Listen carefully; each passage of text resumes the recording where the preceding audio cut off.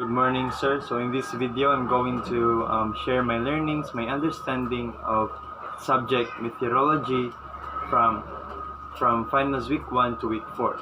Let's proceed.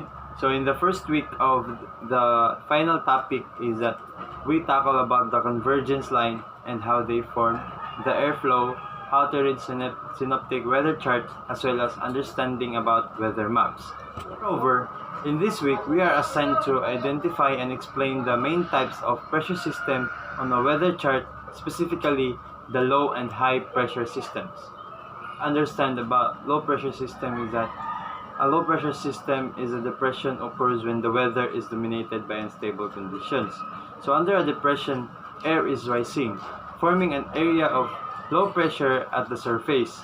This rising air cools and condenses and helps encourage cloud formation, so the weather is often cloudy and wet. So in addition, the symbol of low pressure system in a weather chart is capital L.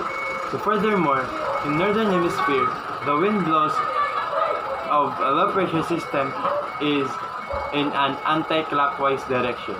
This is high pressure system. A high pressure system is also known as an anticyclone, occurs when the weather is dominated by stable conditions. Under an anticyclone, air is descending, forming an area of high pressure at the surface. So because this stable condition, cloud formation is inhibited. So the weather is usually settled with only small amounts of clouds covered. And the symbol of high pressure system in a weather chart is capital H. So furthermore, in the northern hemisphere, the high pressure system wind blows in a clockwise direction, which is reciprocal to the low pressure system. Proceed. In the second week of this final topic is that we tackle about the recording and reporting weather observations, coding and decoding. Also, the WMO code, FM 1311 ship explanation, as well as the ship's code card. So I can say that I had difficulties in understanding the said topic in this week. Nevertheless, I realized that this crucial topic is very important to us seafarers, as well as me as an aspiring seafarer. I'd worked hard and I had overcome it, and I finally learned how to code and decode weather information. In the third week, we tackle about weather information and forecasting on shipboard. First of all, what is forecasting? So forecasting is a technique that uses historical data as inputs to make informed estimates that are predictive in determining the direction of future trends. So in other words, it is a process of making predictions of the future based on past and present data, and most commonly by analysis of trends.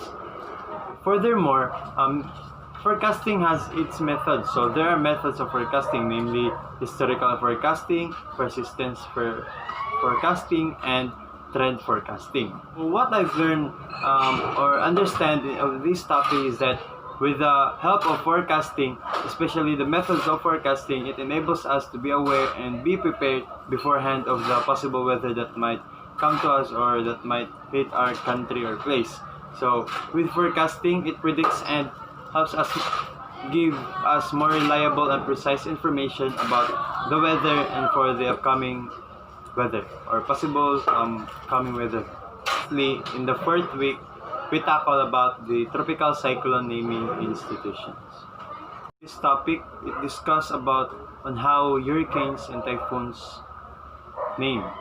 In this topic, during the discussion, I was thrilled and it enlightened my mind and broadened my knowledge about how the typhoon was named and how does these typhoons or list of names of these typhoons will be formed and show off again, or how many years or years interval does these names will be back.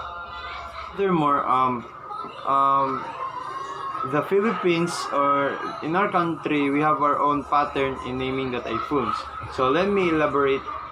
So since 1963, Pag-asa has independently operated its own naming scheme for tropical cyclones that occur within its own self-defined Philippine Area of Responsibility, what we call PAR. So the names are taken from 4 different lists of 25 names and are assigned when a system moves into or develops into a tropical depression within Pag-asa's jurisdiction. So, and the list of the names are rotated every 4 years. So, um, um, it means that the names that are listed in a year, example 2018, will be back in the year 2022. Understand the topic in this week. So there are tables in which the names are listed accordingly to its pattern. So the lists are specified in each and every country as well as the year rotation of the names, wherein our country, Philippines, has its own naming scheme, as I said earlier. The tropical cyclones that occur within our own self-defined what we call the Philippine Area of Responsibility, or PAR. So in our country, as I said earlier, the list of names are rotated every 4 years. So unlike others, or when in the other country, the names or the list of names are rotated every 6 years. So that's all what I've learned in this final topic. So hope you understand, and thank you.